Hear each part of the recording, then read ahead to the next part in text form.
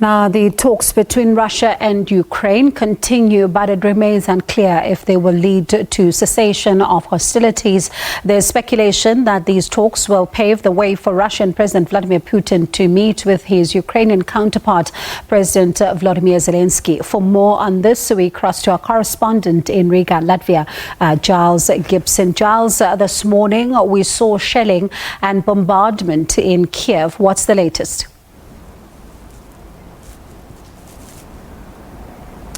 Yeah, that's right. Once again, citizens of Kiev and other cities in Ukraine were waking up to the sound of air raid sirens as there was more shelling in cities across the country. We have, though, however, received news just in the last few hours or so that a fragile humanitarian corridor has been established out of the besieged city of Mariupol. The Ukrainian authorities there are saying that more than 150 cars were able to leave the city in the first couple of hours, and that they believe that even more cars were able to get out over the next few hours. This city really has been surrounded by Russian forces for some time now. We're hearing reports that residents there are running low on food and water and really crucial supplies, and they've been trying for about 10 days to get a humanitarian corridor out of Mariupol to actually work.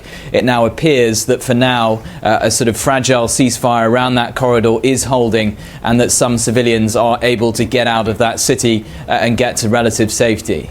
And all of this is happening as talks continue. Can we expect a positive outcome? Well, what we're hearing from the Ukrainians is that they are in a technical pause. So they were holding talks over the course of Monday via video link. These delegations that had met in person, face to face, inside Belarus on several occasions. We had not heard very much from the Kremlin, from the Russian side, about how those talks went on Monday, but we understand that they will continue on Tuesday. Really, the Ukrainian side saying that they wanted to see an immediate ceasefire as well as the withdrawal of Russian troops from Ukrainian territory. The Russians, with some big demands of their own, saying that they want the government in Kiev to recognise Crimea as Russian, not Ukrainian territory, and they also want the government in Kiev to recognise these two breakaway regions in eastern Ukraine as independent as well. And of course, there's reports suggesting that Russia has requested military equipment from China, and both Moscow, of course, and Beijing have rejected such claims. What do we know?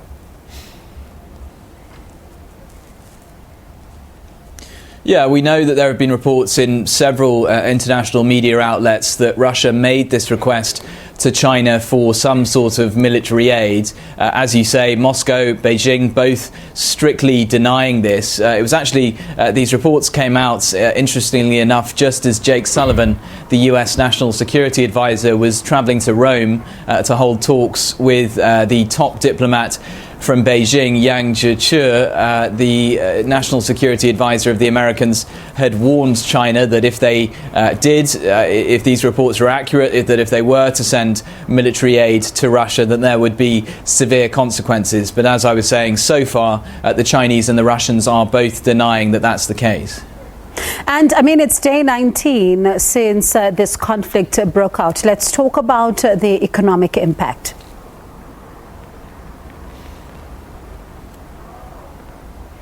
The economic impact certainly biting in Russia in terms of those sweeping sanctions that have been placed on the Russian economy. Of course, we've seen the Russian ruble plunging by 30 or 40% against major currencies such as the US dollar.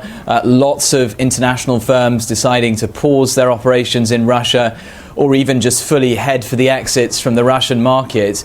We've been hearing from Moscow, actually, that there are some sort of plans to seize the assets of foreign companies who decide to leave Russia. The White House press secretary, Jen Psaki, has warned that there will be serious consequences if that goes ahead, if the Russians decide to seize the assets of international companies who are pausing their operations inside the country in response to this invasion of Ukraine. All right. Thank you so much for that update. That was SABC News correspondent Giles Gibson in Riga in Latvia, talking to us about these plans to seize the assets of foreign companies that are planning to pause the operations in Moscow. And of course, the U.S. warning of some serious repercussions should that happen. We'll continue to keep you posted on this story.